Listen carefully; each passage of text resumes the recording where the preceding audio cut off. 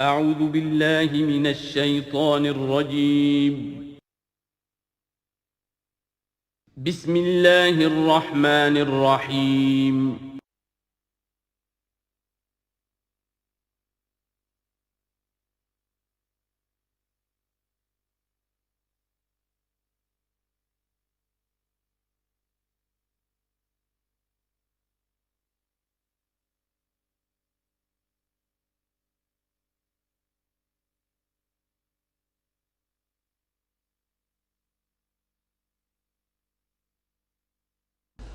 الحمد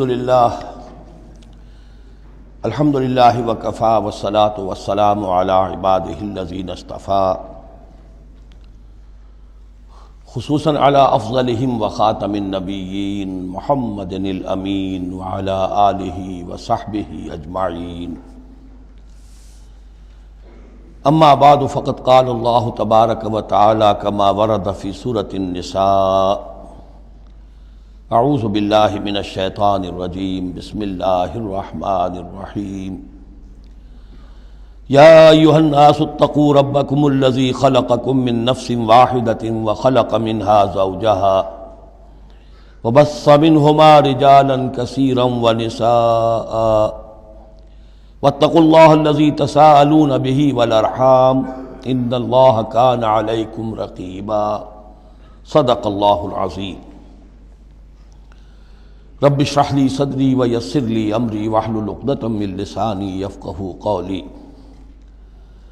اللہم ربنا الہمنا رشدنا واعذنا من شرور انفسنا اللہم ارنا الحق حقا وارزقنا اتباعہ وارنا الباطل باطلا وارزقنا اجتنابہ اللہم وفقنا لما تحب وترضى اللہم آنس وحشتنا فی قبورنا وارحمنا بالقرآن العظیم اللہم اجعلہ لنا اماما ونورا وہدا ورحمہ اللہم ذکرنا منہ ما نسینا وعلمنا منہ ما جہلنا وارزقنا تلاوتہ آناء اللیل وآناء النہار واجعلہ لنا حجتا یا رب العالمین آمین۔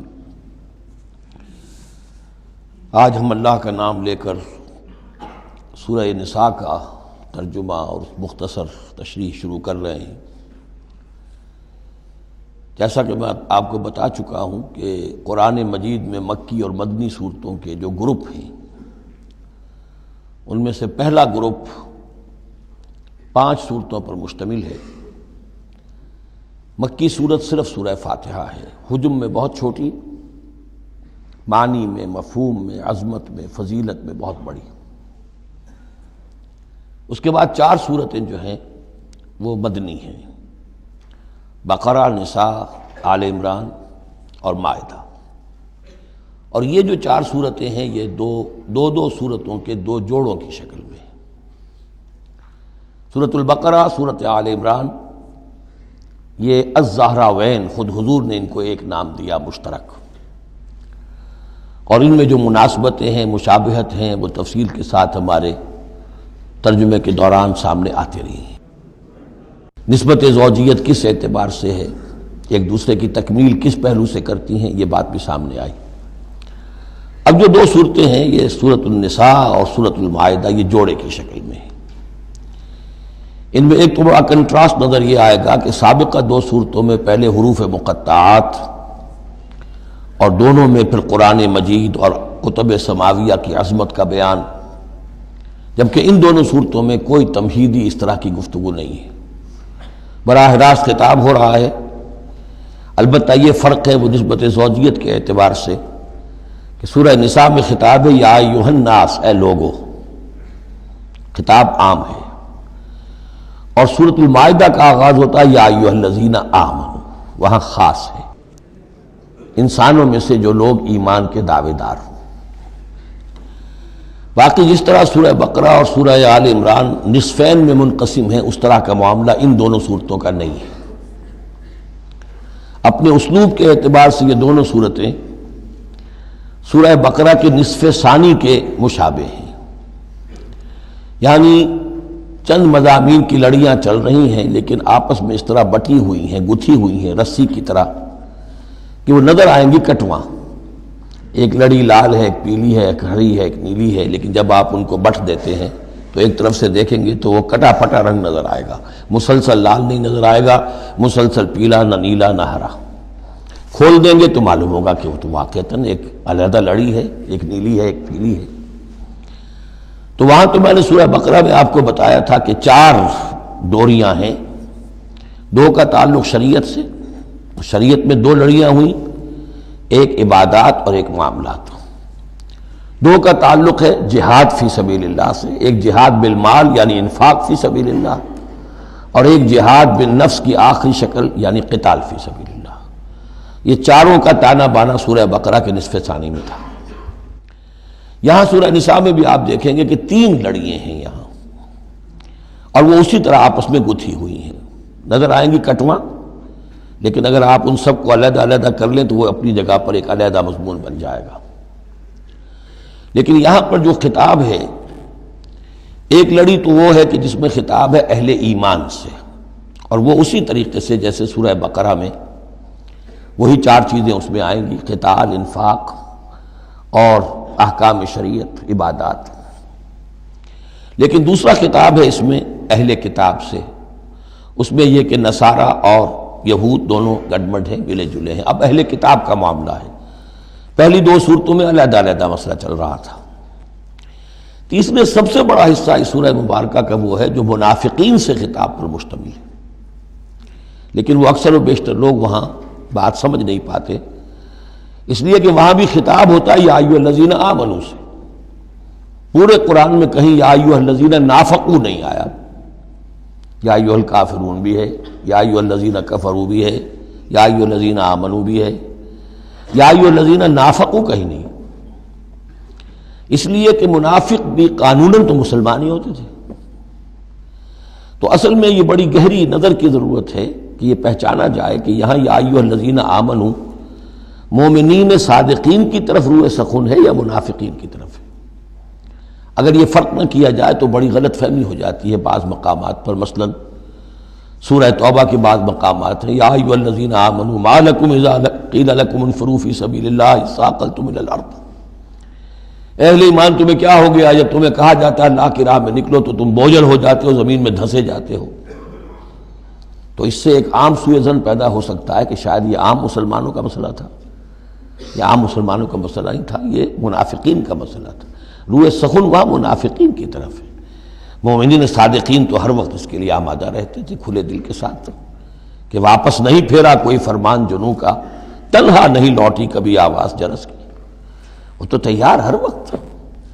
تو اصل میں یہ دیکھنا ہوتا ہے کہ کس آیت میں رخ کس کی طرف ہے۔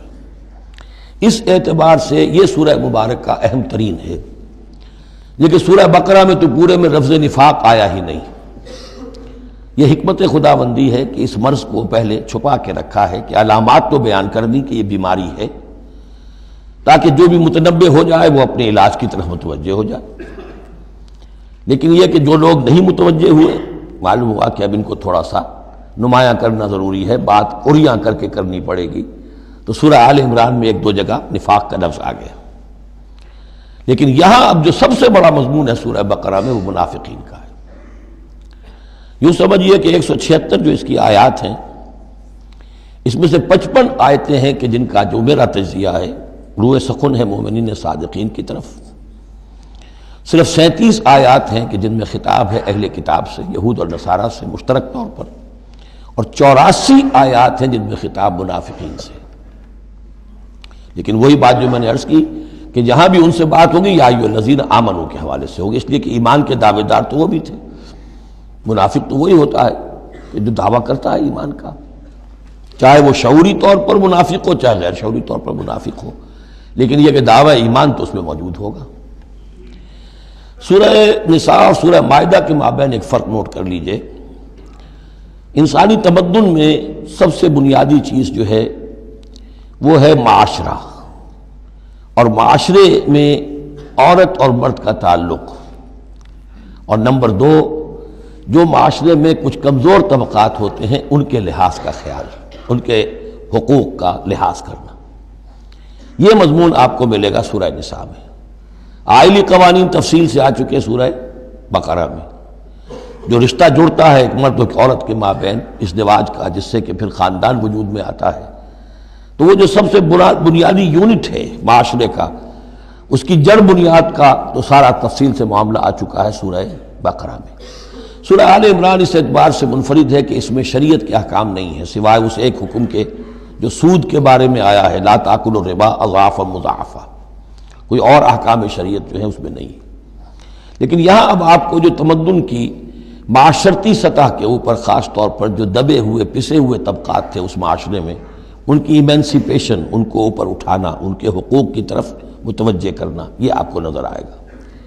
پھر اس معاشرے کے اندر سیکس کا معاملہ، اگر سیکشول انارکی ہو تو تباہی پھیل جائے گی، تو اس میں ابتدائی اقدامات جو ہیں وہ اس صورت کے اندر آئے ہیں۔ سیکس ڈسپلن کیسے امپوز کرنا ہے مسلمانوں تمہیں اپنے معاشرے کے اندر، بے راہ روی سے کیسے ڈیل کرنا ہے۔ تو اس طریقے سے تمدن کی جو بنیادی جو منزل ہے اس پر گفتگو ہو رہی ہے۔ سورہ مائدہ میں جا کر پھر جو تمدن کی بلند ترین منزل ہے ریاست، اور یہ کہ پھر اعلیٰ سطح کے اوپر عدالتی نظام، چوری ڈاکہ وغیرہ کا سد باب، اس کے لیے کیا حدود ہیں، اس کے لیے کیا تعزیرات ہیں، یہ بھی آگے آئیں گی۔ باقی سورہ نساء میں جیسے ہے ویسے ہی سورہ مائدہ میں بھی اہل کتاب سے بھی آخری خطاب ہوگا۔ تو جیسا کہ میں نے عرض کیا تھا کہ یہ پہلا گروپ جو ہے اس میں دو لڑیاں ہیں، ایک ہے یہ شریعت کا گروپ ہے، شریعت شروع ہو رہی ہے، بلو پرنٹ اس کا سورہ بقرہ سے، اس کے تکمیلی احکام سورہ مائدہ میں، اور دوسرا اس میں خطاب ہے اہل کتاب کے ساتھ، وہ بھی تدریجاً بڑھ کر آخری باتیں وہ ہے کہ جو پھر سورہ مائدہ میں ہمیں ملیں گی۔ بس اتنی تمہید، اور اس میں بھی خاصا وقت صرف ہو گیا ہے۔ یا ایھا الناس اتقوا ربکم الذی خلقکم من نفس واحدۃ۔ اب دیکھیے معاشرتی مسائل کے ضمن میں گفتگو ہے تو ایسی بنیادی بات سے شروع کی ہے، اے لوگو اپنے اس رب کا تقوی اختیار کر لو جس نے تمہیں ایک جان سے بنایا، وَخَلَقَ مِنْهَا زَوْجَهَا، اور اسی سے اس کا جوڑا بنایا۔ یہاں یہ نوٹ کرنے والی بات ہے کہ یہاں حضرت آدم کا لفظ نہیں ہے کہ آدم سے ان کا جوڑا بنایا، بلکہ نفس سے بنایا۔ اس میں وہ بات پوری طریقے سے ایکوموڈیٹ ہو سکتی ہے کہ یہاں مراد کیا ہے، نوع ایک ہے، جنسیں دو ہیں، بکرا بکری نوع ایک ہے، جنس دو ہیں، ایک ہی نوع سے، اسی نوع سے تمہارا جوڑا بنایا۔ ہیومن بینگز ہومو سیپینس نوع ایک ہے، سپیشیز ایک ہے، لیکن اس کے اندر ہی سے وہ سیکشول ڈفرینسیشن جو ہوئی ہے اس کے حوالے سے جوڑا بنا ہے۔ یا ایھا الناس اتقوا ربکم الذی خلقکم من نفس واحدۃ وخلق منها زوجها وبث منہما، اب یہاں پر مراد ہیں وہی آدم اور حوا، ان دونوں سے پھیلا دیے زمین میں کثیر تعداد میں مرد اور عورت، رجالا کثیرا ونساء۔ یعنی اس تمدن انسانی کو اگر آپ ٹریس کریں گے، پیچھے لے جائیں گے، تو اس کی ایک کامن اس کی بگننگ ہے، ایک انسانی جوڑا آدم اور حوا۔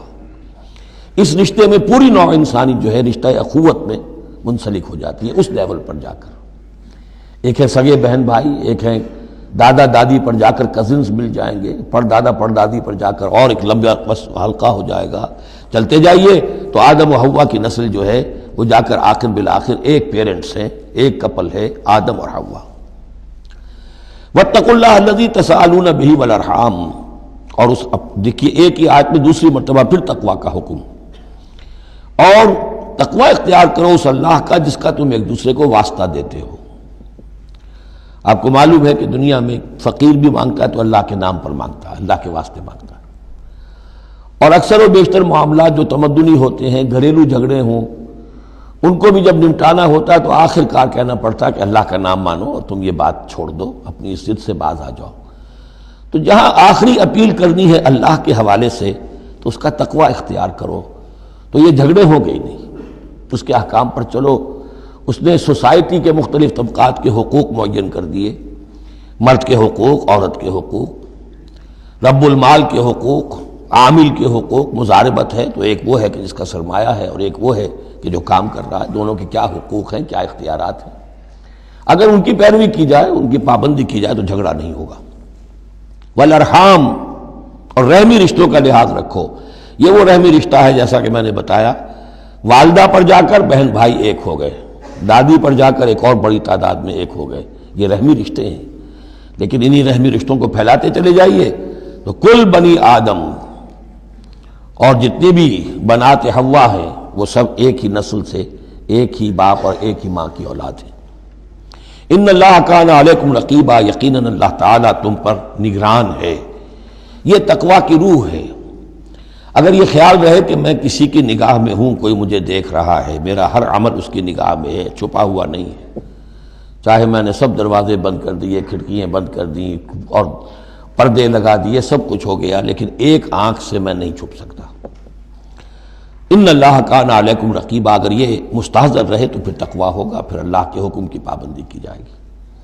اب دیکھیے یہ حکمت نبوت ہے صلی اللہ علیہ وسلم، اس آیت کو حضور نے خطبہ نکاح میں شامل کیا، کیونکہ نکاح کا موقع کیا ہوتا ہے کہ ایک مرد ایک عورت کے درمیان پھر وہی رشتہ ازدواج قائم ہو رہا ہے، آدم کا ایک بیٹا، حوا کی ایک بیٹی، پھر اسی رشتے میں منسلک ہو رہے ہیں جس میں کہ آدم اور حوا تھے، جس طرح ان سے نسل پھیلی ہے اب ان سے آگے نسل بڑھے گی۔ لیکن یہ کہ اس پورے معاشرتی معاملے میں، خاندانی معاملات میں، عائلی معاملات میں، جیسے سورہ بقرہ میں ہم نے دیکھا کتنی مرتبہ واتقوا اللہ واتقوا اللہ واتقوا اللہ، تقویٰ نہیں ہوگا تو پھر خالی قانون جو ہے اس کے اندر وہ تاثیر نہیں ہوا کرتی۔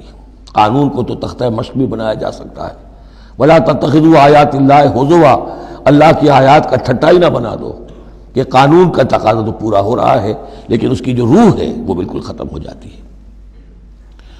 وَآتُوا الْيَتَامَىٰ أَمْوَالَهُمْ، اور وہ جو دبے ہوئے طبقات ہیں ان میں سے یتیم ایک اہم طبقہ تھا، ان کے کوئی حقوق نہیں تھے، مال ان کے ہڑپ کر لیے جاتے تھے، کمزور تھے۔ وَآتُوا الْيَتَامَىٰ أَمْوَالَهُمْ وَلَا تَتَبَدَّلُوا الْخَبِيثَ بِالطَّيِّبِ، ان کا مال جو ہے اس میں سے اچھا اچھا مال لے لیا، برا ان کو اپنا برا مال ان میں شامل کر دیا۔ انہیں کیا پتہ چلا؟ اگر اول تو یہ کہ ہڑپ ہی کر گئے، نہیں تو بہت متقی ہوئے تو چلیے تعداد پوری کر دی، لیکن یہ کہ ان کا جو اچھا مال تھا اپنے طرف لے لیا اور ردی مال ادھر لگا دیا۔ وَلَا تَأْكُلُوا أَمْوَالَهُمْ إِلَىٰ أَمْوَالِكُمْ، اور ان کے مال اپنے مالوں میں شامل کر کے ہڑپ نہ کرو۔ إِنَّهُ كَانَ حُوبًا كَبِيرًا، یقیناً یہ بہت بڑا گناہ، بہت بڑے بوال کی بات ہے۔ وَإِنْ خِفْتُمْ أَلَّا تُقْسِطُوا فِي الْيَتَامَىٰ، اور اگر تمہیں اندیشہ ہو کہ تم یتیم بچیوں کے بارے میں انصاف نہیں کر سکو گے، یعنی یتیم ایک تو لڑکا ہوا، چلیے اس کی ایک زندگی ہے، ایک خاص حد کو پہنچنے کے بعد وہ ایک انڈیپینڈنٹ لائف اختیار کر لے گا۔ یتیم لڑکی کا معاملہ یہ ہوتا تھا کہ وہ یہ کہ کوئی ولی ہے، اس سے انہیں نکاح بھی کر لیا لڑکی سے تاکہ اس کا مال بھی قبضے میں آ جائے، اور چونکہ یتیم ہے اس کے پیچھے اس کے حقوق کی نگہداشت کرنے والا کوئی ہے ہی نہیں۔ اگر ماں باپ ہوں تو ظاہر بات ہے کہ پھر وہ بچی کے حقوق کے بارے میں بھی تو کچھ بات کر سکیں، لہذا جس طرح چاہیں اس پر ظلم کریں، ان کا کوئی پرسان حال نہیں۔ تو اس میں خاص طور پر کہ یتیم ایک تو ہے لڑکا اور ایک لڑکی یتیم۔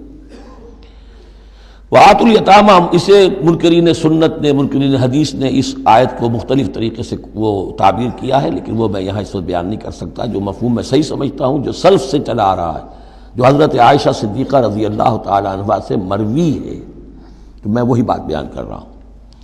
یہاں جو ہے دوسری آیت میں، یہ تیسری آیت میں وہ یتامہ سے مراد ہے یتیم بچیاں، یتیم خواتین۔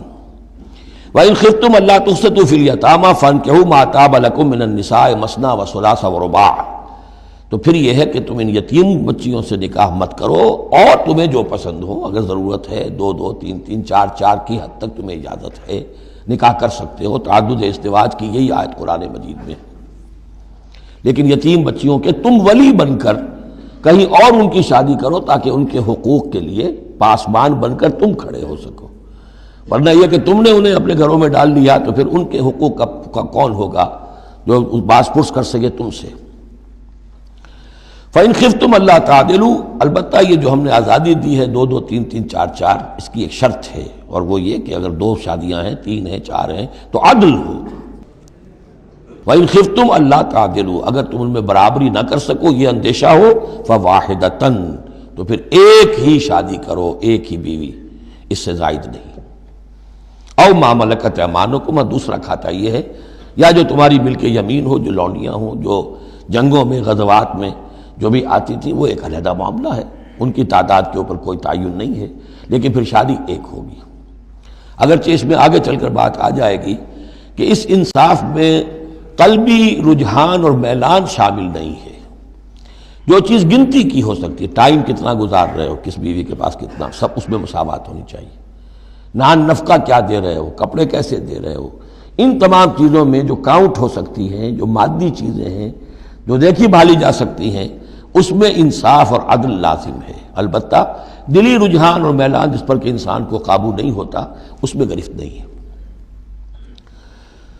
ذالک ادنیٰ اللہ تعولوا، یہ اس سے قریب تر ہے کہ تم ایک ہی طرف کو نہ جھک پڑو، کہ ایک ہی بس بیوی کی طرف سارا میلان ہے، رجحان ہے۔ اور جیسا کہ آگے آئے گا کہ دوسری جو ہے یا دوسری جو ہیں وہ معلق ہو کر رہ گئی ہیں کہ نہ وہ شوہروں والی ہیں اور نہ وہ آزاد ہیں کہ کہیں اور نکاح کریں۔ وَآتُوا النِّسَاءَ صَدُقَاتِهِنَّ نِحْلًا، اور عورتوں کو ان کے مہر خوش دلی کے ساتھ دیا کرو، اس کو تاوان سمجھ کے نہ دیا کرو۔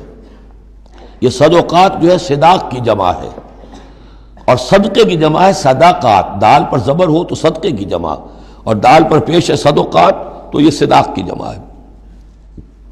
فَإِن تِبْنَ لَكُمْ عَنْ شَيْءٍ مِّنْهُ نَفْسًا، پھر اگر وہ خود اپنی مرضی سے، اپنی رضامندی سے اس میں سے کوئی چیز تمہیں دے دیں، تم نے مہر جو انہیں دیا تھا وہ تم نے ادا کر دیا، اب وہ تمہیں کوئی ہبہ کر رہی ہیں، تمہیں اس میں سے کوئی چیز جو ہے ہدیہ کر رہی ہیں، تحفہ دے رہی ہیں، تو کوئی حرج نہیں۔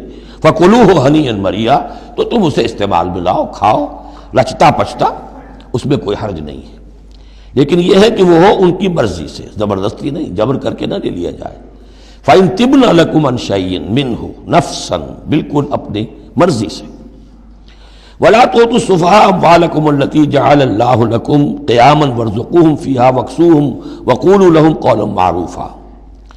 اب ایک معاشرے میں طبقہ ایسا بھی ہوتا ہے سفہاء، بچہ ہے ابھی اس کو سمجھ نہیں ہے، یا آوارہ ہو گیا ہے، باپ مال بہت چھوڑ گیا ہے، اب وہ مال اڑا رہا ہے، تو یہاں پہ تصور دیا گیا کہ اس میں معاشرتی سطح پر روک تھام ہونی چاہیے۔ یہ نہیں کہ میرا مال ہے میں جیسے خرچ کروں۔ تو اموالکم کہا گیا، یہ اصل میں ایک معاشرے کی ایک مشترک سی چیز ہے، مشترک بہبود کے لیے ہے، چاہے انفرادی ملکیت ہے لیکن پھر بھی اس معاشرے کی اس کے اندر مشترک بہبود ہونی چاہیے۔ مت پکڑا دو ناسمجھوں کو یا بے وقوفوں کے اپنے مال، جن کو اللہ تعالیٰ نے تمہارے لیے دنیا کے گزران کا ذریعہ بنایا ہے۔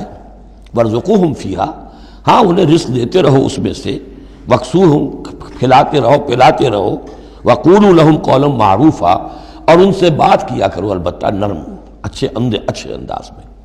یہ اصول تھا جس کے تحت کہ برٹش انڈیا میں کورٹ آف وارز مقرر ہو جاتے تھے، کہ اگر کوئی بڑا جاگیردار ہے، کوئی نواب ہے، اور وہ فوت ہو گیا، اس کا بیٹا جو ہے آوارہ ہے، اور اس کی جو اندیشہ ہے کہ اسے کوئی اڑا دے گا، ختم کر دے گا، تو کورٹ آف وارز ہو جاتا تھا۔ حکومت جو ہے وہ اس کا چارج لے لیتی تھی، اس کے لیے سالانہ اس میں سے، اس کی آمدنی میں سے وظیفہ ہوتا تھا، اس میں اپنا خرچ کرے، لیکن یہ ہے کہ باقی چیزیں جمع رہتی تھی تاکہ یہ ان کی آئندہ نسل کے کام آ سکے۔ وَابْتَلُوا الْيَتَامَىٰ حَتَّىٰ إِذَا بَلَغُوا النِّكَاحَ، اور یتیموں کی دیکھ بھال کرتے رہو، جانچ پرکھ کرتے رہو، دیکھتے رہو کہ ان کے اندر کبھی شعور پیدا ہو گیا یا نہیں۔ فَإِنْ آنَسْتُم مِّنْهُمْ رُشْدًا، تو جب تم دیکھو ان میں کہ اب یہ باشعور ہو گئے ہیں، سمجھدار ہو گئے ہیں، فَادْفَعُوا إِلَيْهِمْ أَمْوَالَهُمْ، تو ان کے اموال ان کے حوالے کر دو۔ وَلَا تَأْكُلُوهَا إِسْرَافًا وَبِدَارًا أَن يَكْبَرُوا، اور دیکھو اس مال کو کھانے کی کوشش نہ کرو، ہڑپ نہ کرو جلدی سے، کہ ایسا نہ ہو کہ بچے جوان ہو جائیں تو یہ مال تو دے ہی دینا ہے میں نے، تو اس سے پہلے جتنا بھی اس کو میں کھا جاؤں کھا لوں۔ وَمَنْ كَانَ غَنِيًّا فَلْيَسْتَعْفِفْ، اگر کوئی جو ولی ہے یتیم کا وہ غنی ہے، اللہ نے اسے خود دے رکھا ہے، کشائش ہے اس کے پاس، تو پھر اسے یتیم کے مال میں سے کچھ بھی لینے کا حق نہیں ہے، پھر اسے یتیم کے مال سے بچتے رہنا چاہیے۔ وَمَنْ كَانَ فَقِيرًا، اور اگر کوئی خود تنگ دست ہے، محتاج ہے، اب ظاہر بات ہے وہ یتیم کی کوئی نگہداشت بھی کر رہا ہے، اس کا کچھ وقت بھی اس پہ صرف ہو رہا ہے، تو فَلْيَأْكُلْ بِالْمَعْرُوفِ، تو معروف طریقے سے، بھلے انداز میں، جو کہ معقول انداز ہو، اس میں سے اگر وہ یتیم کے مال میں سے کچھ کھا بھی لے تو کوئی حرج نہیں ہے۔ اسلام کی تعلیم بڑی فطری ہے، اس کے اندر وہ بندشیں نہیں ہیں کہ جو ان نیچرل ہوں، جن پر عمل کرنا ناممکن ہو جائے۔ فَإِذَا دَفَعْتُمْ إِلَيْهِمْ أَمْوَالَهُمْ، اور جب تم ان کے مال ان کے حوالے کر دو، فَأَشْهِدُوا عَلَيْهِمْ، تو گواہ بنا لو کہ یہ چیزیں تھیں جو آج کی تاریخ میں میری تحویل میں تھی، آج تک میں نے ان کے حوالے کر دی۔ وَكَفَى بِاللَّهِ حَسِيبًا، باقی اللہ تعالیٰ کافی ہے حساب لینے کے لیے. یہ دنیا کا معاملہ ہے، اس کے لیے لکھت پڑھت شہادت، باقی اصل حساب تو تمہیں اللہ کے ہاں جا کے دینا ہے. لِلرِّجَالِ نَصِيبٌ مِّمَّا تَرَكَ الْوَالِدَانِ وَالْأَقْرَبُونَ، مردوں کے لیے بھی حصہ ہے اس میں سے کہ جو ترکہ چھوڑا ہو، جو وراثت چھوڑی ہو والدین نے اور رشتہ داروں نے. وَلِلنِّسَاءِ نَصِيبٌ مِّمَّا تَرَكَ الْوَالِدَانِ وَالْأَقْرَبُونَ، اور عورتوں کا بھی حصہ ہے اس میں سے جو والدین کی وراثت ہے، جو انہوں نے ترک کیا ہے، ان کا ترکہ ہے، اور رشتہ داروں کا. یہاں پہلی مرتبہ اب عورت کو وراثت کا حق دیا جا رہا ہے، ورنہ عرب کے معاشرے میں عورت کا کوئی حق وراثت نہیں تھا. یہاں پہ فرمایا گیا کہ مما قل منہ او کثر، چاہے وہ وراثت تھوڑی ہو چاہے زیادہ ہو، قانون جو ہے اللہ کا اس کو اس کے اوپر پورے طور سے نافذ ہونا چاہیے. نصیبا مفروضہ، اور یہ حصہ ہے اللہ کی طرف سے فرض کیا گیا. اب میں آپ کو نوٹ کراؤں گا کتنی مرتبہ یہ تاکید ہو رہی ہے اس قانون وراثت کی، اور آپ اگر ساتھ ہی دیکھتے رہیں کہ کتنی دھجیاں اس کی بکھرتی ہیں ہمارے معاشرے کے اندر، کوئی اس کا لحاظ نہیں. اور بڑا جو ہمارا خاص طور پر ایک علاقہ ہے کہ جہاں ویسے نماز روزہ بہت ہوتا ہے، وہ بیٹیوں کو کوئی وراثت میں کوئی حصہ دینے کے لیے وہ کسی صورت تیار نہیں ہوتے. شریعت کے کچھ چیزیں جو ہیں وہ بہت اہم ہیں، اور شریعت کی یہ چیزیں جو ہیں کس قدر تاکید کے ساتھ آ رہی ہیں، یہ کہتے ہیں یہ رواج کے تحت ہوگا. وَإِذَا حَضَرَ الْقِسْمَةَ أُولُو الْقُرْبَى، اور جب وراثت کی ترکے کی تقسیم ہو رہی ہو تو اب اگر وہاں کچھ قرابت دار بھی آ جائیں، والیتامى، یتیم بھی آ جائیں، والمساکین، کچھ محتاج بھی آ جائیں، فارزقوہم منہ وقولوا لہم قولا معروفا، تو انہیں بھی کچھ دے دلا دو اس میں سے، کیونکہ اس وقت دیکھ رہے ہیں تقسیم ہو رہی ہے، وہ بالکل محتاج ہیں، تو احساس محرومیت جو ہے اس کو کسی نہ کسی درجے میں جو بھی اس کے اندر کچھ ان کی مداوع ہو سکتا ہو کرو. وقولوا لہم قولا معروفا، ان سے بات کرو تو بڑے اچھے انداز میں، جھڑکو نہیں کہ یہ ہماری وراثت تقسیم ہو رہی، تم کون آ گئے یہاں پہ. وَلْيَخْشَ الَّذِينَ لَوْ تَرَكُوا مِنْ خَلْفِهِمْ، ڈرتے رہنا چاہیے ان لوگوں کو کہ اگر انہوں نے بھی چھوڑے ہوتے اپنے پیچھے ذُرِّيَّةً ضِعَافًا، چھوٹے بچے، اپنی نسل چھوڑ کر اگر وہ گئے ہوتے اور یتیم بچے ہوتے ان کے، خافوا علیہم، تو کیسے کیسے اندیشے ہونے ہوتے اپنے ان بچوں کے بارے میں. فَلْيَتَّقُوا اللَّهَ، تو انہیں چاہیے کہ اللہ کا تقوی اختیار کریں کہ یہ یتیم جو اس وقت آ گئے یہ بھی کسی کے بچے ہیں، کوئی ان کا بھی باپ تھا، ان کے سر پر ہاتھ رکھو. وَلْيَقُولُوا قَوْلًا سَدِيدًا، اور بڑی صاف اور ستھری اور صحیح اور حق پر مبنی بات کرو. ان الذین یاکلون اموال الیتامی ظلما، یقیناً وہ لوگ کہ جو یتیموں کا مال ہڑپ کرتے ہیں ناحق، انما یاکلون فی بطونہم نارا، وہ اپنے پیٹوں میں بھر رہے ہیں آگ، وسیصلون سعیرا، اندر کی آگ تو اپنے پیٹوں میں ڈال رہے ہیں اور سموچے وہ خود آگ میں ڈال دیے جائیں گے. تو گویا کہ ایک آگ ان کے اندر ہوگی اور ایک جہنم کی آگ ان کے باہر ہوگی. یہ 10 آیتیں بڑی جامع ہیں، اور جس طریقے سے کہ سوسائٹی کے جو پسماندہ طبقات تھے ایک ایک کا خیال کر کے جس باریک بینی سے حکمت کے ساتھ احکام دیے جا رہے ہیں. اب اس کے بعد جو رکوع ہے یہ بڑا مختصر ہے، آیتیں 4 ہیں لیکن ایک قیامت مضمر ہے ان میں، یہ اعجاز ہے. 4 آیتوں کے اندر اسلام کا پورا قانون وراثت جس پہ پوری جلدیں لکھی گئی، جامعیت کی انتہا ہے. یوصیکم اللہ فی اولادکم، اللہ تعالیٰ تمہیں وصیت کرتا ہے تمہاری اولاد کے بارے میں. للذکر مثل حظ الانثیین، لڑکے کے لیے حصہ ہے 2 لڑکیوں کے برابر. فإن كن نساء فوق اثنتین فلہن ثلث ما ترک، اور اگر صرف بیٹیاں ہی بیٹیاں ہوں اور 2 یا 2 سے زائد ہوں تو ان کو 2/3 میں حصہ ملے گا. وإن كانت واحدة فلها النصف، اور اگر ایک ہی بیٹی ہے تو اسے آدھا ملے گا.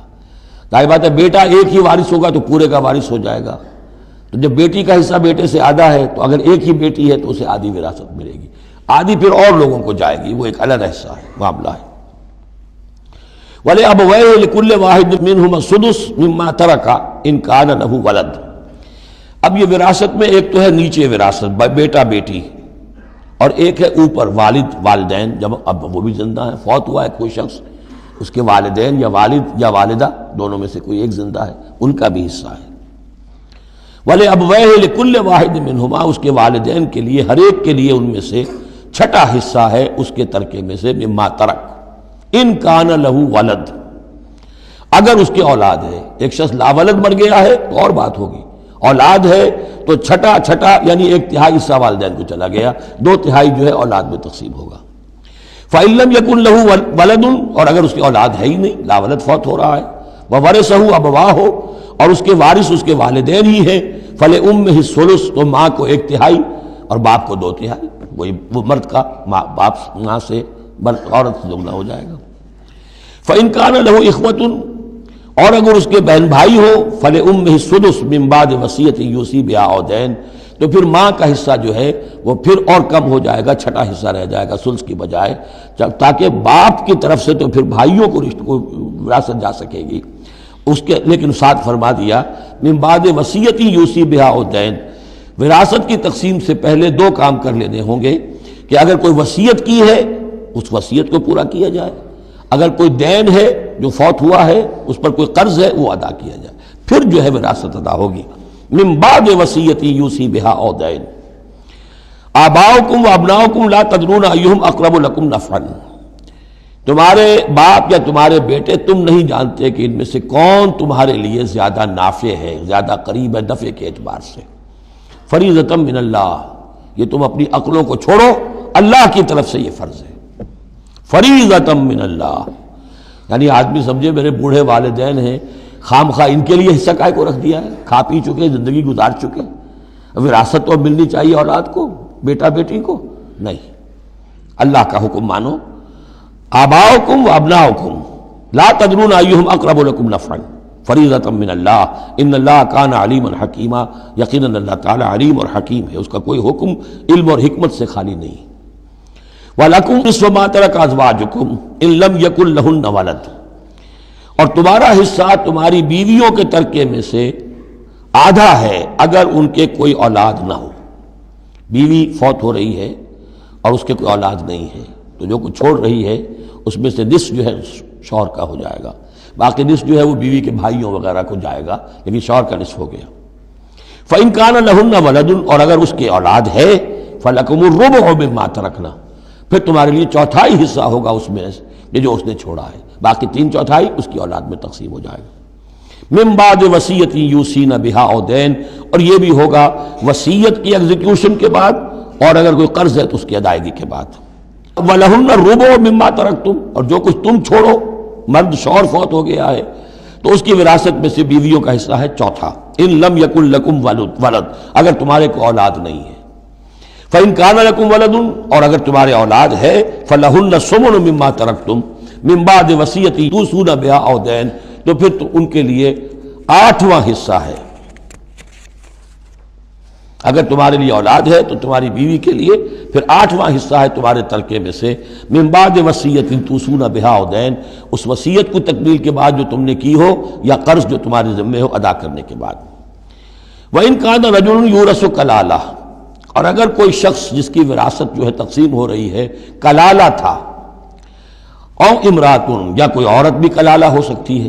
یہ کلالہ کون ہوتی ہے؟ جس کے نہ تو والدین ہو نہ اولاد ہو، میت ہے، فوت شدہ مرد ہے یا عورت ہے، تو جو نہ تو ہے اوپر والدین میں سے کوئی اور نہ کوئی اولاد میں سے، وہ اس کو کلالہ کہتے ہیں۔ بہن بھائی ہیں، اب بہن بھائیوں میں جو تقسیم ہوگی وہ ایک تقسیم تو وہی ہے کہ جو حقیقی اور عینی اور اللاتی بہن بھائیوں میں ہوتی ہے، وہ تو ہے اسی طرح جیسے کہ اولاد کی ہے، لیکن یہاں خاص حکم دیا جا رہا ہے۔ عربوں میں اصل میں 3 قسم کے بہن بھائی ہوتے تھے، ایک عینی وہ ہے، باپ بھی وہی ہے مشترک، ماں بھی وہی ہے، جنہیں ہم حقیقی کہتے ہیں، ہمارے ہاں حقیقی بھائی حقیقی بہن، یعنی والدین دونوں مشترک ہیں۔ اللاتی کہ باپ ایک ہے اور مائیں جدا ہیں، لیکن عرب میں ان میں کوئی فرق نہیں تھا، وہ بھی حقیقی کہلاتے تھے۔ حکم جو ہے معاشرے کے اندر ان کے عینی اور اللاتی بہن بھائیوں کا ایک ہی تھا، کوئی فرق نہیں تھا۔ ان کے ہاں سوتیلا وہ کہلاتا تھا کہ ماں ایک ہو باپ اور ہو، ایک شخص کی اولاد تھی وہ فوت ہو گیا، اب اس کی بیوی نے دوسری شادی کر لی ہے، اب اس سے بھی اولاد ہے، تو ماں تو ایک ہے، اولاد 2 ہیں، 2 باپ سے ہیں، وہ کہلاتے ہیں کہ جو اخیافی ہیں۔ ان کا حکم دے رہا ہے کہ اگر کوئی شخص مرا ہے وہ کلالہ ہے، چاہے وہ مرد ہے یا عورت ہے، وَلَهُ أَخٌ أَوْ أُخْتٌ، اس کی ایک بہن ہے یا ایک بھائی ہے، فَلِكُلِّ وَاحِدٍ مِّنْهُمَا السُّدُسُ، تو ان میں سے ہر ایک کے لیے 6واں حصہ ہے۔ فَإِن كَانُوا أَكْثَرَ مِن ذَلِكَ، اور اگر وہ اس سے زیادہ ہیں، فَهُمْ شُرَكَاءُ فِي الثُّلُثِ، پھر وہ 1/3 میں حصے دار رہیں گے، من بعد وصیت یوصی بہا او دین، یہی 2 شرطیں پھر ہیں، اس وصیت کو ایگزیکیوٹ کرنے کے بعد جو کی گئی ہو یا قرض کی ادائیگی کے بعد، غیر مضار، اور یہ سارا کام ایسے ہونا چاہیے کہ کسی کو ضرر پہنچانے کی نیت نہ ہو۔ وصیۃ من اللہ، یہ اللہ کی طرف سے تاکید ہے، واللہ علیم حلیم، اللہ تعالیٰ سب کچھ جاننے والا، کمال حلم والا ہے۔ اس کے حلم پر دھوکہ نہ کھاؤ کہ وہ تمہیں پکڑ نہیں رہا ہے، اس کی پکڑ جب آئے گی تو ان بطش ربک لشدید، پھر اس کی پکڑ بڑی سخت ہوگی۔ تلک حدود اللہ، یہ اللہ کے حدود ہیں۔ ومن یطع اللہ ورسولہ یدخلہ جنات تجری من تحتہا الانہار، جو اللہ اور اس کے رسول کی اطاعت کرے گا وہ داخل کرے گا انہیں ان باغات میں جن کے دامن میں ندیاں بہتی ہوں گی، خالدین فیہا، جس میں وہ ہمیشہ ہمیشہ رہیں گے، وذالک الفوز العظیم، اور یقیناً یہ بہت بڑی کامیابی ہے۔ ومن یعص اللہ ورسولہ ویتعدی حدودہ، اور جو کوئی نافرمانی کرے اللہ اور اس کے رسول کی اور تجاوز کرے اس کی حدود سے، یدخلہ نارا خالدا فیہا، اس کو وہ داخل کرے گا آگ میں جس میں وہ ہمیشہ ہمیشہ رہیں گے، وَلَهُ عذاب مہین، اور ان کے لیے عذاب مہین ہوگا، اہانت آمیز عذاب۔ اب جو میں نے عرض کیا تھا سیکس ڈسپلن، اسلامی معاشرے کی اب تطہیر شروع ہو رہی ہے۔ مکے میں تو ظاہر بات ہے مسلمان جب تک تھے تو غلبہ وہاں کفار کا تھا، اب یہاں مدینے میں اللہ نے مسلمانوں کو وہ حیثیت دی ہے کہ اپنے معاملات کو سنوارنا شروع کریں، تو ایک ایک کر کے ان معاشرتی چیزوں کو اور ان سوشل پرابلمز کو ڈیل کیا جا رہا ہے۔ اب اگر کوئی سیکشول انارکی ہے، کوئی بدکاری معاشرے میں ہے، کیا کیا جائے، کیسے روک تھام ہو، اس کے ابتدائی احکام یہ آ رہے ہیں۔ اس کے تکمیلی احکام جو ہے وہ سورہ نور میں آئیں گے چل کر، یہ تدریجاً، یہ سورہ نساء، پھر ہے سورہ نور، احزاب، پھر ہے سورہ نور، اور پھر ہے سورہ مائدہ۔ اب اللہ تعالیٰ کی حکمت یہ ہوئی کہ سورہ نور اور سورہ احزاب کو کافی دور آگے رکھا ہے مصحف میں، اور یہاں پر سورہ نساء کے بعد سورہ مائدہ آ گئی ہے، ورنہ سورہ نساء، پھر سورہ احزاب، پھر سورہ نور، اور پھر سورہ مائدہ ہے، ترتیب یہ ہے۔ باقی اور بھی مدنی صورتیں درمیان میں ہیں، لیکن یہ 4 بڑی بڑی صورتیں جو ہیں جن میں معاشرتی مسائل جو ہیں وہ تفصیل سے آئے ہیں، وہ ان کی ترتیب یہ ہے۔ واللاتی یاتین الفاحشۃ من نسائکم، اور وہ عورتیں تمہاری عورتوں میں سے جو کوئی کسی بے حیائی کا ارتکاب کریں، فاستشہدوا علیہن اربعۃ منکم، تو پھر گواہ بناؤ، گواہ لاؤ ان پر تم میں سے 4۔ اگر وہ گواہی دیں، فإن شہدوا، اگر گواہی دیں کہ ہاں اس عورت نے بدکاری کی ہے، فامسکوہن فی البیوت، تو پھر ان عورتوں کو گھروں میں بند کر دو، حتی یتوفاہن الموت، یہاں تک کہ موت ان کو لے جائے، یتوفاہن الموت، موت ان کو لے جائے، موت ان کا قصہ پاک کرے، او یجعل اللہ لہن سبیلا، یا اللہ ان کے لیے کوئی اور راستہ نکال دے۔ وہ راستہ نکالنا ہے جو سزا کی پھر بعد میں نصاب آ گیا کہ اگر اس کو پھر سزا دے دی جائے، حد جاری کر دی جائے تو پھر آزاد ہو جائے گی، لیکن ابھی ابتدائی حکم ہے۔ یہاں معلوم ہوتا ہے کہ یہ ایسی لڑکیوں کا یا عورتوں کا تذکرہ ہے کہ جو مسلمانوں میں سے تھیں لیکن ان کا بدکاری کا معاملہ کسی یہودی سے ہو گیا ہو یا کسی ایسے شخص سے ہو گیا ہو جو ابھی مسلمان نہیں ہے، تو یہ ان کا یک طرفہ کہ ہے وہ کوئی مسلمان لڑکی یا خاتون جس کا معاملہ ہے، لیکن دوسرا جو پہلو ہے، دوسرا جو اس عمل کا جو شریک ہے وہ غیر مسلم ہے۔ واللذان یاتیانہا منکم، اور اگر وہ دونوں تمہیں میں سے ہو، مرد بھی اور عورت بھی، فآذوہما، تو ان دونوں کو پھر اذیت دو، تکلیف دو، انہیں سزا دو۔ فإن تابا واصلحا، پھر اگر وہ توبہ کر لیں اور اصلاح کر لیں، فاعرضوا عنہما، تو ان کو چھوڑ دو۔ ان اللہ کان توابا رحیما، یقیناً اللہ تعالیٰ بہت توبہ کا قبول فرمانے والا اور رحیم ہے۔ یہ بالکل ابتدائی احکام ہیں، اسی لیے ان کی وضاحت میں، تفسیروں میں آپ کو بہت سے اقوال مل جائیں گے، اس لیے کہ اصل میں تو یہ پھر آخر میں جا کر یہ سب منسوخ شمار ہوں گے جبکہ حدود آ گئی پوری کی پوری، جیسے کہ وصیت کا وہ حکم جو سورہ بقرہ میں آیا تھا وہ اب ساقط ہو گیا جبکہ قانون وراثت آ گیا۔ اب وہ آیت آئی ہے کہ جو بہت بڑی حکمت کی آیت ہے، جس کا حوالہ اس سے پہلے بھی میں نے کبھی دیا ہے، انما التوبۃ علی اللہ للذین یعملون السوء بجہالۃ، اللہ کے ذمے ہے توبہ قبول کرنا ایسے لوگوں کی جو کوئی برا حرکت کر بیٹھتے ہیں جہالت اور نادانی میں، ثم یتوبون من قریب، پھر فوراً توبہ کرتے ہیں۔ یعنی اگر ایمان اندر ہے تو کسی وقت ایسا تو ہو گیا کہ کوئی خارجی اثرات اتنے پوٹنٹ ہو گئے یا نفس کے اندر ہیجان ایسا ہو گیا کہ آدمی کنٹرول نہیں کر سکا، لیکن جیسے ہی اس کے بعد ہوش میں آئے گا اس پر شدید پچھتاوا، شدید ندامت طاری ہو جائے گی۔ تو اس کے لیے یہ کہ وہ توبہ کرے تو اللہ تعالیٰ اس کی توبہ قبول فرمائے گا۔ فَأُولَٰئِكَ يَتُوبُ اللَّهُ عَلَيْهِمْ، تو اللہ تعالیٰ ایسے لوگوں کی توبہ قبول فرمائے گا۔ وَكَانَ اللَّهُ عَلِيمًا حَكِيمًا، اللہ تعالیٰ علیم اور حکیم ہے۔ وَلَيْسَتِ التَّوْبَةُ لِلَّذِينَ يَعْمَلُونَ السَّيِّئَاتِ، ایسے لوگوں کا کوئی حق نہیں ہے توبہ کا کہ جو اپنی برائی حرکتیں کرتے رہیں، حرام خوریاں کرتے رہیں، زندگی بھر عیش لڑاتے رہیں۔ حَتَّىٰ إِذَا حَضَرَ أَحَدَهُمُ الْمَوْتُ قَالَ إِنِّي تُبْتُ الْآنَ، یہاں تک کہ جب موت کا وقت آ جائے تو کہیں کہ اب میں توبہ کرتا ہوں۔ یہ توبہ نہیں ہے۔ وَلَلَّذِينَ يَمُوتُونَ وَهُمْ كُفَّارٌ، اسی پر قیاس کر لیجیے جو مر بھی گئے کفر کی حالت میں، ان کی توبہ کا کوئی سوال ہی نہیں۔ اولئک اعتدنا لهم عذابا الیما، ایسے لوگوں کے لیے تو ہم نے دردناک عذاب تیار کر رکھا ہے۔ یا ایھا الذین آمنوا لا یحل لکم ان ترثوا النساء کرہا، اہل ایمان تمہارے لیے جائز نہیں ہے کہ تم عورتوں کو زبردستی وراثت میں لے لو۔ یہ بھی اس عورتوں کے طبقے پر جو شدید ظلم ہوتا تھا، کیونکہ پالیگیمی عام تھی، ایک شخص ہے فوت ہوا ہے، 4 ہیں 5 بیویاں ہیں، اب فرض کیجئے کہ جو بیٹا ہے بڑا جو وارث بن گیا ہے، اب باقی اس کی حقیقی ماں تو ایک ہی ہے، باقی سوتیلی مائیں وہ ان کو وراثت میں لے لیتا تھا کہ میرے قبضے میں رہیں گی یہ، بلکہ ان سے شادیاں بھی کر لیتے تھے، بغیر شادی اپنے گھروں میں ڈالے رکھتے تھے، یا پھر یہ کہ اختیار اپنے ہاتھ میں رکھ کر ان کی شادی کہیں کرتے تھے تو خود مہر لیتے تھے، اس طرح کے معاملات کرتے تھے، عورتوں کے ساتھ یہ ظلم ہوتے تھے۔ یا ایھا الذین آمنوا لا یحل لکم ان ترثوا النساء کرہا، اہل ایمان تمہارے لیے جائز نہیں ہے کہ تم عورتوں کے وارث بن بیٹھو زبردستی۔ ولا تعضلوهن لتذهبوا ببعض ما آتيتموهن، اور نہ تمہارے لیے یہ جائز ہے کہ تم ان کا راستہ روک کے رکھو انہیں، تاکہ تم واپس لے لو ان سے جو کچھ کہ تم نے انہیں دیا ہے۔ اب نکاح کیا تھا اس وقت تو بڑے چاؤ تھے اور لاڈ تھے اور کیا کیا دے دیا تھا، اور اب جو ہے اس سے وہ واپس ہتھیانے کے لیے طرح طرح کے ہتھ کنڈے استعمال ہو رہے ہیں، انہیں تنگ کیا جا رہا ہے، ٹارچر کیا جا رہا ہے، ذہنی طور پر تکلیف پہنچائی جا رہی ہے۔ الا یاتینا بفاحشۃ مبینہ، ہاں اگر کسی سے صریح جو ہے حرام کاری کا فعل سرزد ہو گیا، اس پر کچھ زیادتی کی جائے، اسے کچھ سزا دی جائے، جیسے کہ اوپر آ چکا ہے فعذوہما، اس وقت تو اجازت ہے۔ اس کے بغیر جو ہے کسی کے اوپر زیادتی کرنا، خاص طور پر اگر نیت یہ ہے کہ میں اس سے اپنا مہر واپس لے لوں۔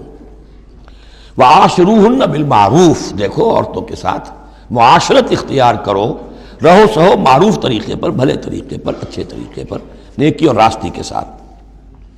فَإِن كَرِهْتُمُوهُنَّ فَعَسَىٰ أَن تَكْرَهُوا شَيْئًا وَيَجْعَلُ اللَّهُ فِيهِ خَيْرًا كَثِيرًا، تو اور اگر تمہیں کسی وجہ سے اب وہ ناپسند ہو گئی ہے، انہیں پسند نہیں کرتے تم، تو ہو سکتا ہے کہ کسی شے کو تم ناپسند کرو، درا حال ہے کہ اللہ نے اسی میں تمہارے لیے خیر کثیر رکھ دیا۔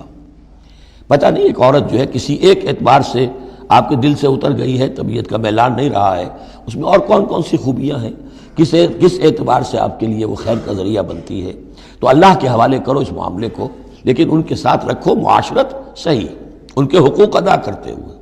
ہاں اگر معاملہ ایسا ہو گیا ہے کہ ساتھ رہنا ممکن نہیں ہے تو طلاق کا راستہ کھلا ہے، شریعت اسلامی نے اس میں کوئی تنگی نہیں رکھی ہے، یہ کرسچینٹی کی طرح کا کوئی غیر معقول نظام نہیں ہے کہ طلاق ہو ہی نہیں سکتی، وہاں یہ کہ طلاق کا راستہ کھلا ہے۔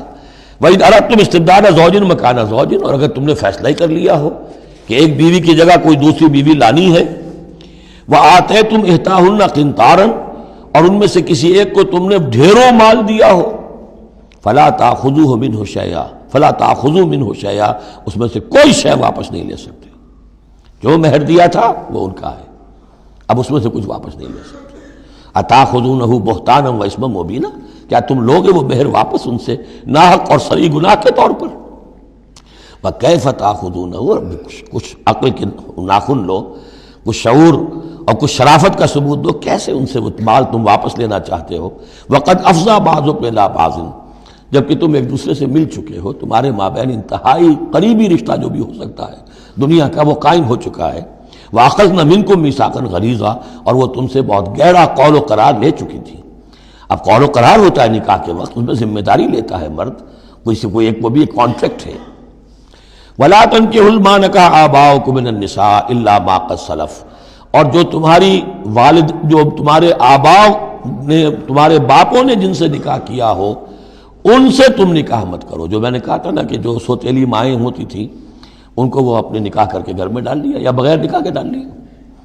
یہ نکاح وہاں بھی اس معاشرے میں بھی اس کو کہتے تھے نکاح مقت، بہت ہی برا نکاح ہے. فطرت انسانی تو اباح کرتی ہے لیکن رواج ان کا تھا. یہاں قرآن مجید نے آ کر اس کا جو ہے سختی کے ساتھ سد باب کیا. وَلَا تَنكِحُوا مَا نَكَحَ آبَاؤُكُمْ، جن عورتوں سے نکاح کیا ہو تمہارے باپوں نے ان سے نکاح نہ کرو. مِنَ النِّسَاءِ إِلَّا مَا قَدْ سَلَفَ، سوائے اس کے کہ جو ہو چکا. إِنَّهُ كَانَ فَاحِشَةً وَمَقْتًا، یقیناً یہ بڑی بے حیائی کی بات ہے اور اللہ تعالیٰ کے غضب کو بھڑکانے والی ہے. وَسَاءَ سَبِيلًا، اور بہت ہی برا راستہ ہے. اب یہ طویل آیت آ رہی ہے جس میں محرمات ابدیہ کا بیان ہے کہ کن رشتوں میں نکاح کا معاملہ نہیں ہو سکتا. ایک مرد کن کن اپنی خواتین رشتہ داروں سے شادی نہیں کر سکتا. حرمت علیکم امہاتکم، حرام کر دی گئی تم پر تمہاری مائیں. نمبر 1. وبناتکم، تمہاری بیٹیاں. واخواتکم، اور تمہاری بہنیں. وعماتکم، اور تمہاری پھوپھیاں. وخالاتکم، اور تمہاری خالائیں. وبنات الاخ، اور بھائی کی بیٹیاں یعنی بھتیجیاں. وبنات الاخت، اور بہن کی بیٹیاں یعنی بھانجیاں. وامہاتکم اللاتی ارضعنکم، اور تمہاری وہ مائیں جنہوں نے تمہیں دودھ پلایا ہے.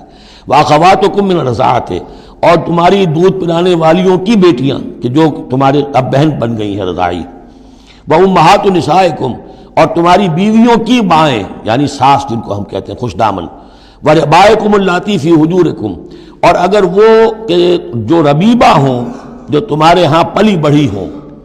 من نسائکم اللاتی دخلتم بہن، ربیبہ یا ربیب اس کو کہتے ہیں کہ ایک عورت کے پہلے کوئی اولاد تھی، آپ نے ان سے شادی کی ہے تو وہ اولاد بھی ساتھ لے آئی ہے. اب وہ آپ کی بیٹیاں ہی ہو گئی آپ کی، لیکن وہ آپ کے حقیقی بیٹیاں نہیں، ربیب کہلاتے، ربیب اور ربیبہ.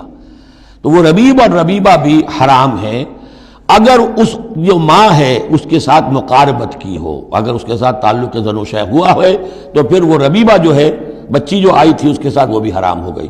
لیکن اگر کسی وجہ سے بغیر اس کے کہ ان کے ساتھ کوئی جنسی تعلق ہو طلاق ہو جائے تو پھر اس ربیبہ کے ساتھ نکاح ہو سکتا ہے.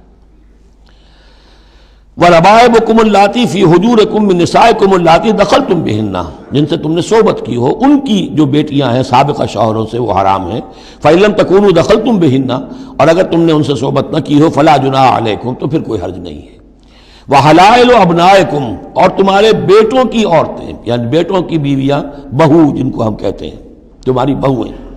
الذین من اصلابکم، لیکن بیٹے وہ جو تمہارے اپنے صلب سے ہوں، اپنے صلبی بیٹے، منہ بولے بیٹے کا معاملہ نہیں ہے. وَأَن تَجْمَعُوا بَيْنَ الْأُخْتَيْنِ، اور یہ بھی تم پر حرام کیا گیا ہمیشہ کے لیے کہ بیک وقت دو بہنوں کو جمع کرو ایک نکاح میں. الا ما قد سلف، سوائے اس کے کہ جو ہو چکا. ان اللہ کان غفور الرحیم، یقیناً اللہ غفور الرحیم. جو ہو گیا پہلے کا، اس کو تو گڑے مردے اکھاڑے نہیں جا سکتے، لیکن آئندہ کے لیے یہ محرمات ابدیہ ہیں. اس میں حضور نے اضافہ کیا ہے کہ دو بہنوں کو بھی ایک وقت نکاح میں نہیں رکھ سکتے، اسی طرح خالہ بھانجی کو بھی نکاح میں نہیں رکھ سکتے، اور پھپھی بھتیجی کو بھی نکاح میں نہیں رکھ سکتے. یہ محرمات ابدیہ ہیں کہ جن کے ساتھ کسی حال میں کسی وقت شادی نہیں ہو سکتی. اب ہے وہ محرمات جو عارضی ہیں. والمحصنات من النساء، وہ عورتیں جو کسی اور کے نکاح میں ہیں. اب یہ اس وجہ سے کہ وہ اس کے نکاح میں ہیں آپ پر حرام ہے. ہاں اگر وہ طلاق دے دے پھر آپ شادی کر سکیں گے اس سے، لیکن یہ کہ اس کے اوپر جو حرمت ہے اس کی وہ حرمت ابدی اس نوع کی نہیں ہے جو اس آیت میں جو بیانات ہوئی، بلکہ یہ کہ وہ تو کسی اور کے نکاح میں ہونے کی. محصنات، حصن کہتے ہیں قلعے کو، جو قلعے میں ہیں، پہلے ہی ایک خاندان کے قلعے کے اندر ہیں وہ اور شوہر والیاں ہیں. الا ما ملکت ایمانکم، سوائے یہ کہ ان میں سے کوئی تمہارے ہاں کنیز بن کر آ جائے. اب ظاہر بات ہے جنگ ہوئی ہے، وہ عورتیں جو ہیں مشرک مردوں کی بیویاں ہیں، وہ لونڈیاں بن کے آ گئی ہیں، تو اگرچہ وہ بیویاں ہیں مشرکوں کی، محصنات ہیں اس معنی میں، لیکن وہ لونڈی کی حیثیت سے آپ کے لیے جائز ہوں گی. کتاب اللہ علیکم، یہ اللہ کی کتاب ہے، حکم ہے، فرض ہے تمہارے اوپر. وَأُحِلَّ لَكُم مَّا وَرَاءَ ذَلِكُم، اب اس کے علاوہ تمہارے لیے تمام عورتیں حلال ہیں. تو آپ نے دیکھا کہ کتنی تھوڑی سی تعداد میں عورتیں ہوئیں کہ جن سے نکاح حرام ہوا، باقی کثیر تعداد. یعنی مباحات کا دائرہ بہت وسیع ہے، محرمات کا دائرہ بہت محدود ہے. ان تبتغوا باموالکم، لیکن یہ کہ اس کے لیے نکاح ہوگا مہر دے کر، اموال کے ساتھ تم اس میں نکاح کرو۔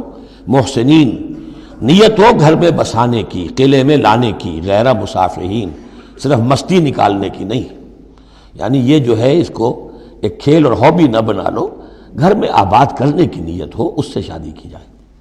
مَسْتَمْتَعْتُمْ بِهِ مِنْهُنَّ فَآتُوهُنَّ أُجُورَهُنَّ، تو جو بھی تم نے ان سے استفادہ کیا ہے تو انہیں ان کے مہر جو ہے مقرر ہوئے ہیں، فریضۃً، وہ دو۔ وَلَا جُنَاحَ عَلَيْكُمْ فِي مَا تَرَاضَيْتُمْ بِهِ مِنْ بَعْدِ الْفَرِيضَةِ، اور اس میں کوئی حرج نہیں ہے کہ کسی مہر کے مقرر ہونے کے بعد اگر باہمی رضامندی سے اس میں کوئی کمی بیشی ہو جائے۔ ان اللہ کان علیما حکیما، یقیناً اللہ تعالی علیم ہے اور حکیم ہے۔ وَمَن لَّمْ يَسْتَطِعْ مِنكُمْ طَوْلًا أَن يَنكِحَ الْمُحْصَنَاتِ الْمُؤْمِنَاتِ، اور جو کوئی تم میں سے اتنی استطاعت نہ رکھتا ہو، مقدرت نہ رکھتا ہو کہ مومن محسنہ عورتوں سے شادی کر سکے۔ اب محسن دو معنی میں آتا ہے، ایک خاندانی لڑکی، شریف لڑکی، خاندانی آزاد گھرانے کی کہ اسے گھر کا قلعہ حاصل ہے، اور ایک شادی شدہ عورت کے جو ایک شوہر کے قلعے کے اندر ہے، ایک ہے خاندان کا قلعہ، خاندان کی پروٹیکشن حاصل ہے، سپورٹ حاصل ہے، تو وہ عورت جو ہے وہ محسنہ ہے۔ اسی طرح وہ عورت کے جو شوہر کے گھر میں ہے، ایک قلعے میں ہے، اس کے گھر میں ہے، اس کی حفاظت میں ہے، وہ بھی محسنہ ہے۔ پہلے تھا وہ دوسری معنی میں یعنی شادی شدہ، یہاں مراد ہے شریف زادیاں، آزاد مسلمان عورتیں۔ اب ظاہر بات ہے آزاد مسلمان عورتوں کا تو مہر ادا کرنا پڑے گا، اس حوالے سے اب کوئی بیچارہ مفلس ہے، نہیں دے سکتا ہے تو کیا کرے۔ وَمَن لَّمْ يَسْتَطِعْ مِنكُمْ طَوْلًا أَن يَنكِحَ الْمُحْصَنَاتِ الْمُؤْمِنَاتِ فَمِمَّا مَلَكَتْ أَيْمَانُكُمْ، تو جو لونیاں ہیں ان سے نکاح کر لو، مِن فَتَيَاتِكُمُ الْمُؤْمِنَاتِ، جو تمہاری مومن جو لونیاں ہوں، فَأَنكِحُوا وَاللَّهُ أَعْلَمُ بِإِيمَانِكُمْ، باقی یہ کہ کون مومن ہے اور نہیں ہے یہ اللہ بہتر جانتا ہے۔ مراد یہ ہے کہ جو بھی قانونی اعتبار سے مسلمان ہیں، جس کے تم ایک دوسرے کو مسلمان سمجھتے ہو، بعضکم من بعض، تم سب ایک دوسرے ہی میں سے ہو، فَأَنكِحُوهُنَّ بِإِذْنِ أَهْلِهِنَّ، تو ان سے تم نکاح کرو ان کے مالکوں کی اجازت سے۔ اب ظاہر بات ہے وہ لونڈی ہے زید کی، تو زید اس سے جنسی تعلق قائم کر سکتا ہے، لیکن یہاں اب ایک شخص اس سے اجازت لے رہا ہے کہ میں آپ کی اس لونڈی سے نکاح کرنا چاہتا ہوں۔ اگر اجازت دے دی، اب زید کا تعلق منقطع ہو جائے گا، اب وہ اس لونڈی اس کی اس اعتبار سے اس کے کام میں نہیں آ سکتی، بلکہ وہ اب منقوہ ہو جائے گی ایک مسلمان کی۔ اس لیے بِإِذْنِ أَهْلِهِنَّ، اور اس میں پیش نظر رکھیے کہ ایک معاشرہ تھا، بالفعل یہ شکلیں تھیں، یہ نہیں کہا جا رہا یہ شکلیں پیدا کرو۔ اصل بات کیا ہے کہ جو معاشرہ تھا جس میں کہ قرآن نے اصلاح کا عمل شروع کیا ہے، تو اس میں کیا کیا صورتحال تھی، کس کس اعتبار سے اس میں بہتری پیدا کی گئی تدریجاً۔ فَانكِحُوهُنَّ بِإِذْنِ أَهْلِهِنَّ وَآتُوهُنَّ أُجُورَهُنَّ بِالْمَعْرُوفِ، انہیں بھی ان کے جو مہر ہیں تھوڑے ہوں گے وہ دو، معروف طریقے پر دو۔ محسنات غیر مسافحات، ان سے بھی جو تعلق ہے یہ نکاح کا ہوگا تو نیت ہونی چاہیے گھر میں بسانے کی، محض مستی نکالنے کی اور شہوت رانی کی وہ نیت نہ ہو۔ ولا متخذات اخدان، اور نہ ہی کوئی چوری چھپی کی دوستیاں اور یاریاں ہوں، یہ نہیں، کھلم کھلا نکاح ہو، معلوم ہو کہ فلاں کی لونڈی ہے۔ جیسے حضرت سمیہ رضی اللہ تعالی عنہ، یہ ابو جہل کا چچا تھا، ایک شریف انسان تھا، اس کی لونڈی تھی۔ پھر جب یہ یاسر آئے ہیں یمن سے اور آباد ہوئے مکے میں، تو انہوں نے اس کے ابو جہل کے چچا سے اجازت لے کر اور ان کی لونڈی سمیہ سے شادی کی ہے۔ ان سے پھر حضرت عمار ہوئے، عمار ابن یاسر اور عمار کی والدہ سمیہ رضی اللہ تعالی عنہم، یہ تین کا ایک کنبہ تھا۔ وہ شریف آدمی مر گیا تو پھر ابو جہل جو ہے اس کو اختیار ہو گیا ان پر، اس نے پھر جو پرسیکیوٹ کیا ہے وہ آپ کو معلوم ہے۔ اس خاندان کو بدترین جو ایذائیں دی گئی ہیں وہ اس خاندان کو دی گئی۔ فَإِذَا أُحْصِنَّ، پھر جب وہ قید نکاح میں آ جائیں، فَإِنْ أَتَيْنَ بِفَاحِشَةٍ، پھر اگر وہ کوئی غلط کام کریں، اگر کوئی وہ جو ہے بے حیائی کا کام کریں، فَعَلَيْهِنَّ نِصْفُ مَا عَلَى الْمُحْصَنَاتِ، تو انہیں آدھی سزا دی جائے گی اس کی کہ جو شادی شدوں کو دی جائے گی۔ اب یہ جو ہے چونکہ ابتدائی احکامات ہیں، ابھی تک تو رجم کا حکم آیا ہی نہیں ہے، ابھی تک 100 کوڑوں کا حکم بھی نہیں آیا ہے، ابھی تو یہ تھا آزوہما، تو کوئی بھی انہوں نے اپنا طریقہ مقرر کر لیا ہے کہ اتنا کچھ ہم ماریں گے۔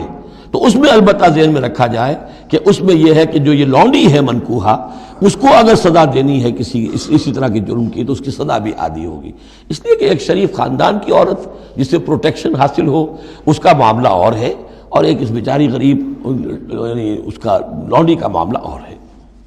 ذالک لمن خشی العنت منکم، یہ رعایت بھی کہ مسلمان لونڈیوں سے نکاح کر لو، یہ بھی تمہارے لیے، تم میں سے ان لوگوں کے لیے ہے کہ جنہیں اندیشہ ہو فتنے میں پڑنے کا، جو اپنی شہوت اور جنسی جذبے کو روک نہ سکتے ہو، کہ اگر ان کے لیے نکاح کی کوئی شکل نہیں بنتی ہے تو ہو نہ جائے کہ کہیں کسی غلط کام میں وہ ملوث ہو جائیں، ورنہ یہ کہ وان تصبروا، اگر تم صبر کرو تو چونکہ عام طور پر جو باندیاں تھیں ان کا کردار اونچا نہیں تھا اس معاشرے میں، تو بہتر یہ ہے کہ ان سے نکاح کرنے سے تم بچو اور تعفف کرو، اس میں بہتری ہے۔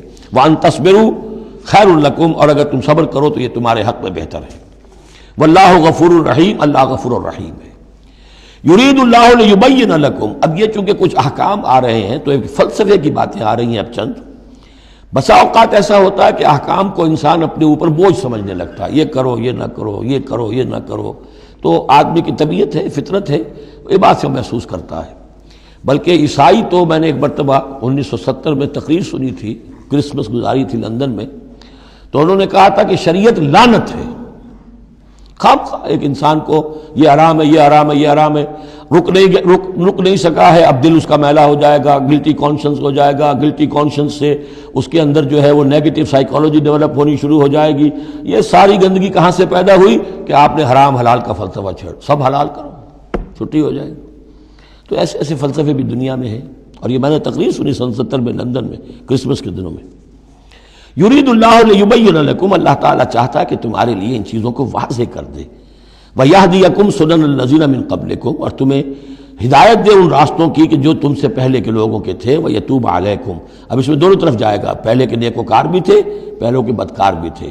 نیکوکاروں کا راستہ تم اختیار کرو، صراط الذین انعمت علیہم، اور دوسرے راستوں سے تم بچ سکو۔ وَیَتُوبَ عَلَیہم، علیکم، اللہ چاہتا ہے تمہارے اوپر، تم پر عنایت فرمائے۔ واللہ علیم الحکیم، اللہ تعالیٰ سب کچھ جاننے والا، کمال حکمت والا ہے۔ واللہ یرید ان یتوب علیکم، دوبارہ پھر وہی، اللہ چاہتا ہے تم پر مہربانی فرمائے۔ ویرید الذین یتبعون الشہوات، اور وہ لوگ کہ جو شہوات کی پیروی کرتے ہیں، وہ چاہتے ہیں ان تمیلوا میلا عظیما، کہ تم تو ایک طرف غلط راستے سے دور تک تمہارا جو ہے رجحان ہو جائے اور ادھر ہی تم بھٹکتے چلے جاؤ۔ آج جو بھی ہے عورت کی آزادی کی بنیاد پر، ایمینسیپیشن کی بنیاد پر، یہ ساری چیزیں جو ہو رہا ہے، ویمن لب ہے، یہ سب کا سب در حقیقت ان حدود اور قیود کو توڑ کر، اور سارا یہ جنسی جو ہے انارکی پھیلانے کی ایک سازش ہے جو دنیا میں چل رہی ہے۔ یرید اللہ ان یخفف عنکم، تم یہ نہ سمجھو کہ بوجھ ڈال رہا اللہ تم پر، اللہ تم پر تخفیف چاہتا ہے۔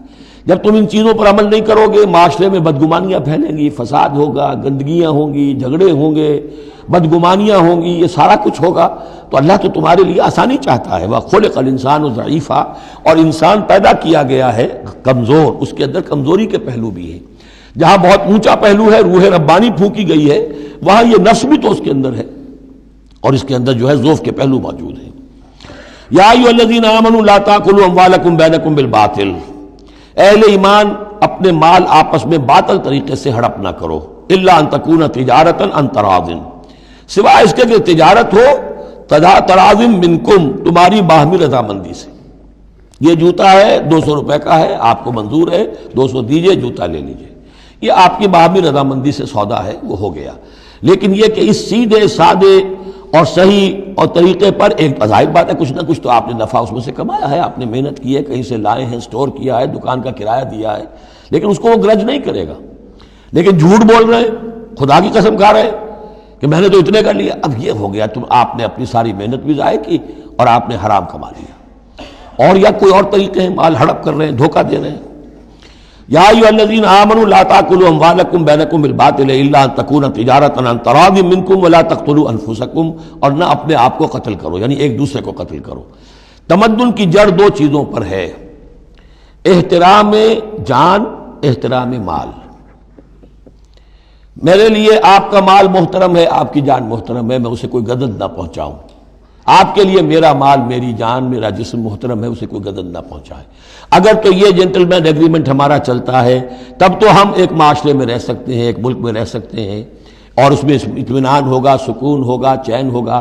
اور جہاں یہ دونوں احترام ختم ہو گئے، جان کا نہ مال کا، تو ظاہر بات ہے کہ پھر وہاں سکون کہاں سے آئے گا، اطمینان کہاں سے آئے گا، چین کہاں سے آئے گا۔ ولا تقتلوا انفسکم ان اللہ کان بکم رحیما، یقیناً اللہ تعالی تم پر بہت ہی مہربان ہے. ومن یفعل ذلک عدوانا وظلما، اور جو کوئی بھی یہ کام کرے گا، دو کام، چوری اور دھوکہ اور قتل نفس، ظلماً اور عدواناً تعدی کے ساتھ، ظلم کے ساتھ، فسوف نصلیہ نارا، تو اسے تو ہم جھونک دیں گے آگ میں. وکان ذلک علی اللہ یسیرا، اور یہ چیز اللہ پر بہت آسان ہے. یہ نہ سمجھنا کہ کیا اللہ تعالیٰ تمام نوع انسانی کو جہنم میں جھونک دے گا، یہ اللہ کے لیے بہت آسان ہے. بارک اللہ لی ولکم فی القرآن العظیم ونفعنی وإیاکم بالآیات والذکر الحکیم.